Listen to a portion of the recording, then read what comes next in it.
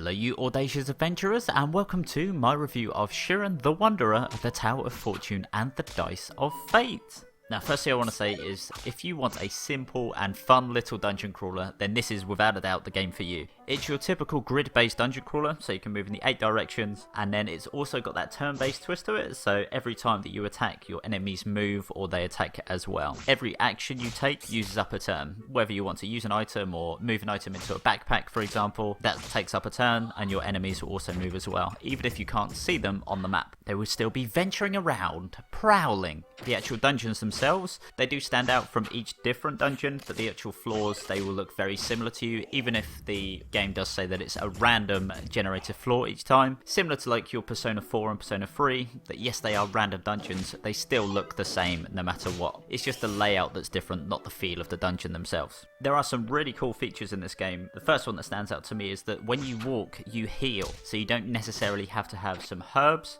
or herbs. If you're in Resident Evil, you can just walk around and then just slowly fill up your health meter again, which is a nice little touch. The downside is that enemies can still get you while you're trying to heal, especially if you're running on a spot like a crazy person, but it works. Also, as you're venturing around, what's really helpful is that every room that you go into or long corridor which you have sight of, you actually fill up the map instantly, so you don't have to work out, oh, how long is this room that I'm in, where are the entry and exit points for that room. The map very nicely fills it out for you, so it just saves a lot of hassle. You also get the chance to find NPCs in the dungeon, so whether they will give you a quest to like help out their sister, for example, which comes up, or if they could be like a blacksmith, like someone who will take your weapon or armor and actually upgrade that for you the next time you see them. It's a really cool feature and just adds a little bit of differences to each of the run-throughs that you go into each time you play, whether it be the same dungeon or just revisiting them or going to new ones. They will still pop up there and just say, hello, we've got stuff for you. Another thing is that when you do find these NPCs, there is a chance that one of them could become your ally based on who you help or who you save or who you give money to. There is that chance that you can get allies and just have a massive squad with you by the end of it, taking up the whole of the dungeon. The actual combat itself, while it is just turn-based and you're not going to get into massive like combos of attacks, is actually pretty satisfying. Like for example, I love the critical hit sound. It really does go, oh yeah, get in, take that. Really gives you that nice sense of accomplishment when you finally get those crits. Also, the abilities that you learn and use, some of them look amazingly cool. They just take up almost like half the screen and just wipe everything out. It's really quite nice just to watch that and then just see the enemies go, well, okay, thanks for stopping by, and they're just dead straight away.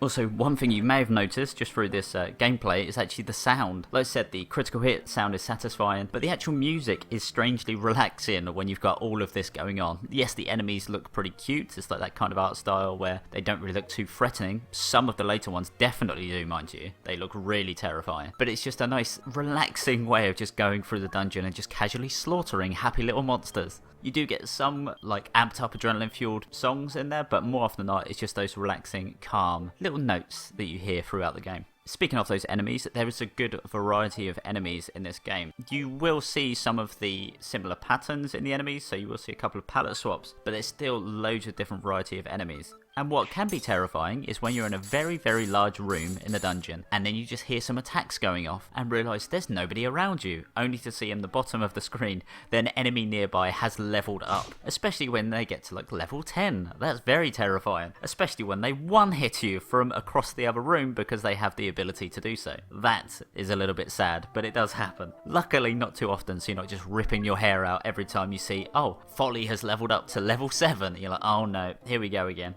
And not only is there loads of enemies, there's so many weapon types and so many bangles and so many shields that you can use. If you are one of those people that loves like Borderlands for how many different things you can pick up, this game is just going to be perfect for you, because not only do you just pick up those weapons, you can upgrade them by fusing them or synthesizing them or just taking them to a blacksmith. The more you use that weapon, the more it levels up as well, doing more and more damage. Plus, another really cool touch is if you have a weapon and shield from the same type, they give you bonuses. Like for example, they can give you the ability to have 2 bracelets on, or they can just increase your attack and defense at the same time. There are so many different things and different ways for you to just increase little bits of your character that it's good to have a little play around with different types. Also, the level up sound. When you do level up your equipment or level up yourself or your allies, just having that little 10-second song play in the background, it just gets you so pumped. You're like, yes, I did do that. And I do like the fact that it changes from like the manly voice for the male characters to the female voice for obviously the female characters. That is really cool.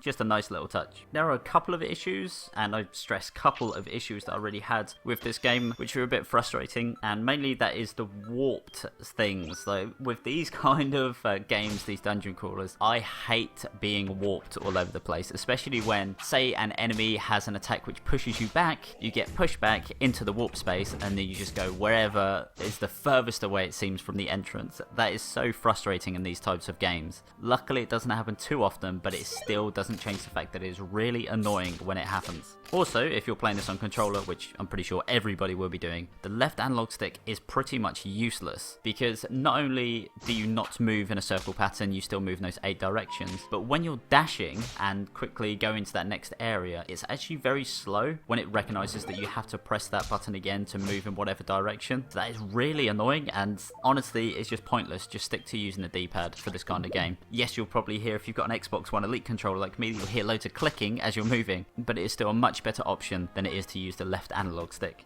Honestly, I think that because you can change direction while standing still, that's what the left analog stick should be used for, instead of actually being a movement option. It should just be that you can just use that left analog stick to change the direction you're in without using a turn, instead of actually moving you about. Honestly, that's the only real issues I had with the game, because like I said, it is very simple, but what it does, it executes exceedingly well. You will have a lot of fun with this game, including the dialogue. It's been a while since I've laughed at a weapon description. The story itself is pretty interesting. Okay, it's not going to blow your socks off. It's not going to be like, oh, this is the game of the year for its story. But the actual dialogue and the interaction with some of the characters is really funny. So even that, it's got going for it. Absolutely, I'll recommend this game. Shiren the Wanderer, I'll call it, because it's got a stupidly long title. But yes, I will recommend that you should give Shiren the Wanderer a try. This game is just a lot of fun. Pure, sweet fun.